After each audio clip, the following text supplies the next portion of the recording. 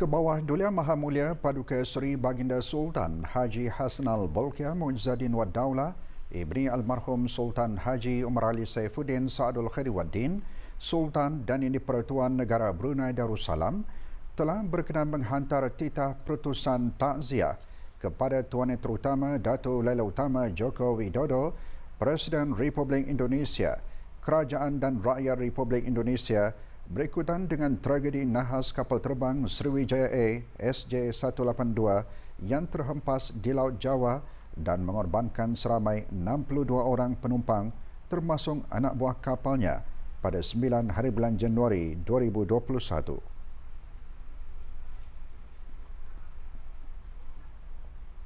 Sejak awal penubuhan sukarelawan belia sehingga kini, ia terus menunjukkan ketekunan, komitmen yang berterusan dan semangat dalam berkhidmat dan menabur bakti kepada negara.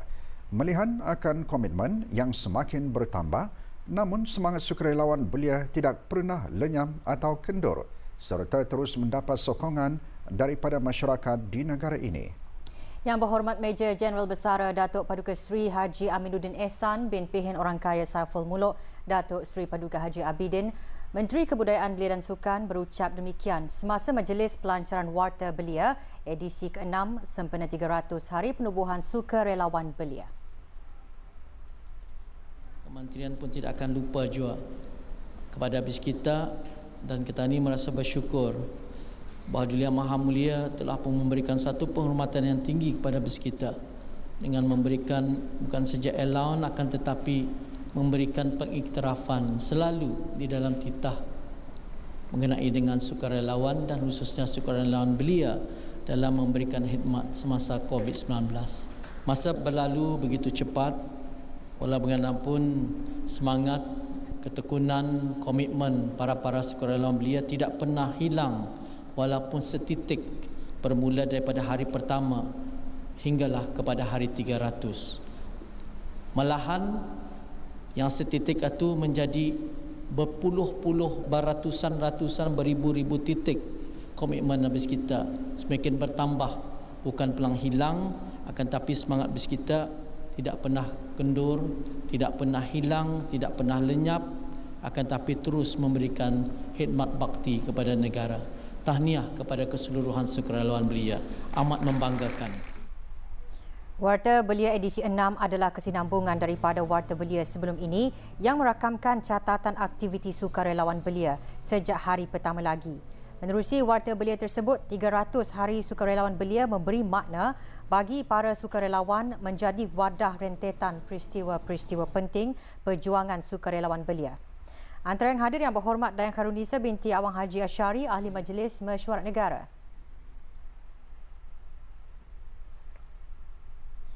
Majlis diselajurkan dengan penyerahan sumbangan Bank Islam Brunei Darussalam BIBD melalui wakilnya Awang Haji Minur Hadi bin Haji Mir Hassan, pemangku Ketua Pegawai Operasi kepada sukarelawan belia.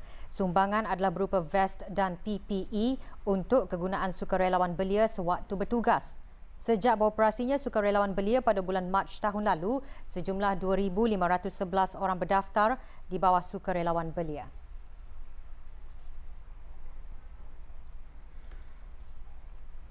Sepuluh Priority Economic Deliverables di bawah tunggak Komuniti Ekonomi ASEAN mengikut tema ASEAN 2021 iaitu We Care, We Prepare, We Prosper dicadangkan semasa Mesyuarat Pegawai-Pegawai Kanan Ekonomi ASEAN 2021 yang diadakan secara persidangan video. Mesyuarat ini menandakan permulaan mesyuarat-mesyuarat ekonomi yang akan dipengerusikan oleh negara Brunei Darussalam selaku tuan rumah dan pengerusi kepada ASEAN bagi tahun 2021. Mesyuarat dipengerusikan oleh Dr. Hajah Mai Faiza binti Haji Ahmad Arifin, Setiausaha Tetap Ekonomi di Kementerian Kewangan dan Ekonomi.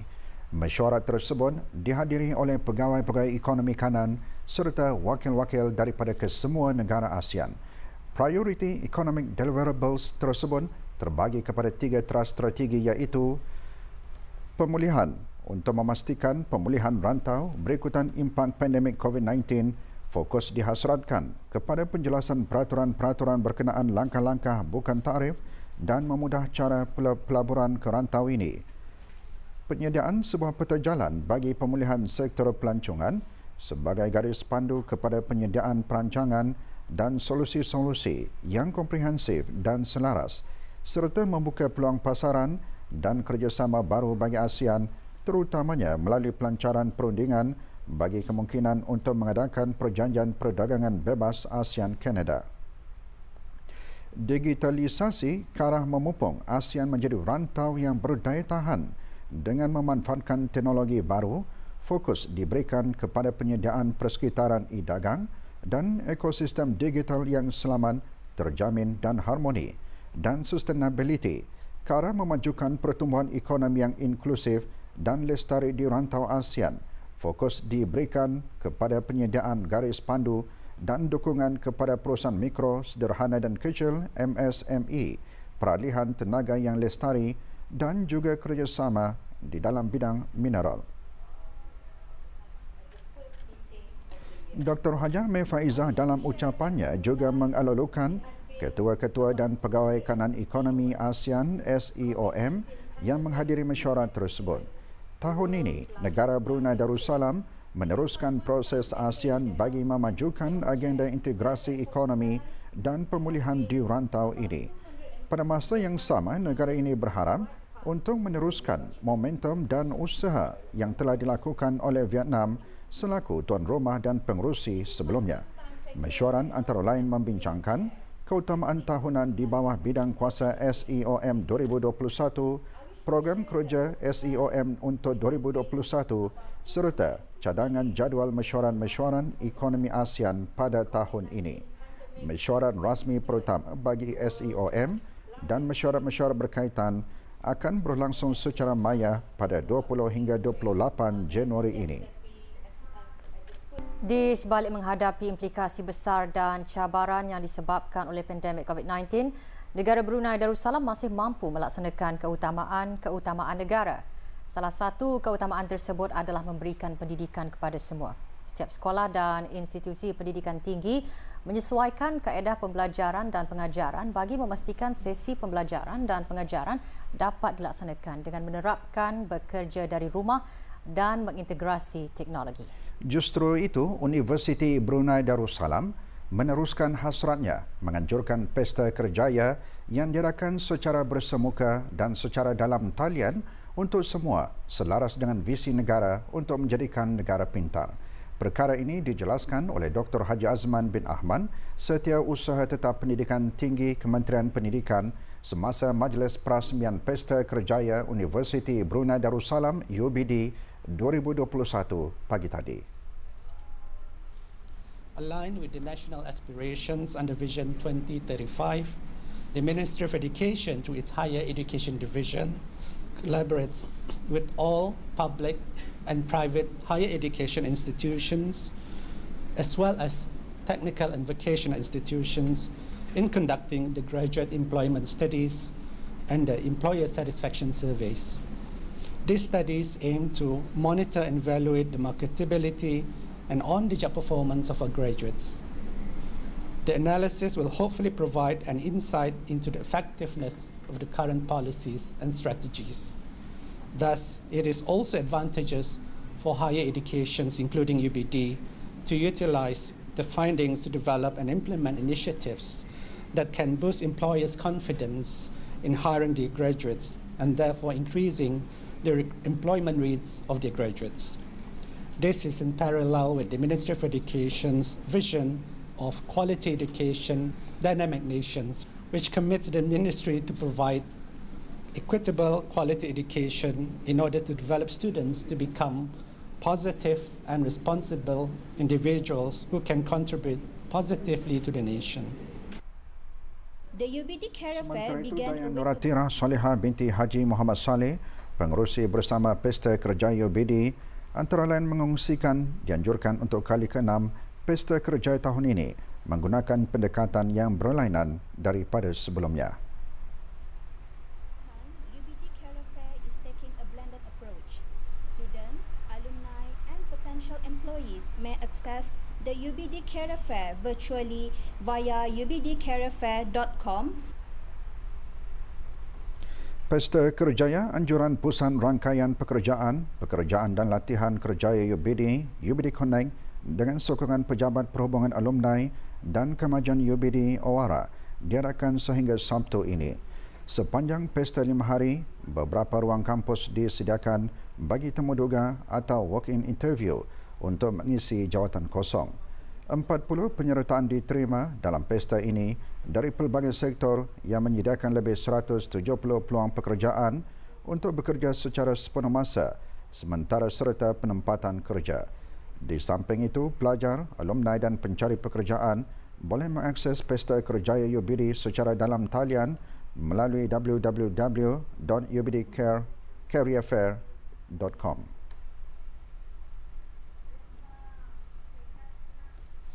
Jabatan Perkhidmatan Awam Jabatan Perdana Menteri dengan ini memaklumkan bahawa ke bawah Duli Yang Maha Mulia Paduka Seri Baginda Sultan dan Yang di-Pertuan Negara Brunei Darussalam telah memperkenankan bagi Yang Mulia Awang Haji Az-Zahar bin Haji Awang Adenan, Jurutera Kerja Kanan di Jabatan Kerja Raya, dinaikkan pangkat sebagai Pengarah Perkhidmatan Bangunan di Jabatan Kerja Raya Kementerian Pembangunan mulai 12 Disember 2020. 17 kes aktif masih menjalani rawatan di Pusat Pengasingan Kebangsaan hari ini dengan tiada kes baharu COVID-19 dicatatkan di negara ini. Dalam siaran akhbar mengenai perkembangan situasi jangkitan COVID-19 di negara Brunei Darussalam, Kementerian Kesihatan memaklumkan jumlah keseluruhan kes jangkitan kekal 173 dengan kes sembuh seramai 153 orang.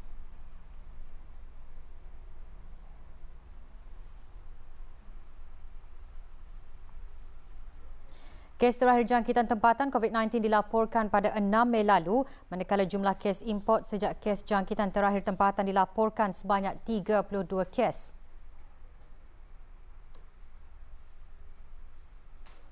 ...627 orang sedang menjalani pengasingan diri mandatori, manakala 11,054 orang menamatkan pengasingan diri mandatori sejak Mac 2020.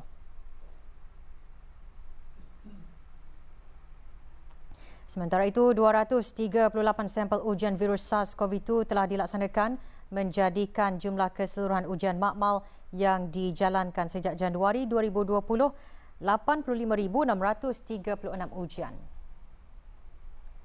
Maklumat lanjut dan perkembangan terkini layari laman Sesawang, Kementerian Kesihatan dan Talian Kesihatan 148.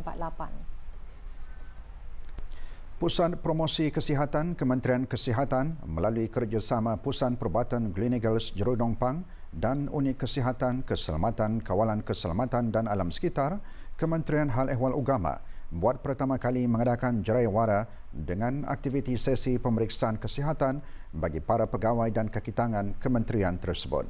Pemeriksaan diadakan selama 5 hari di kementerian berkenaan.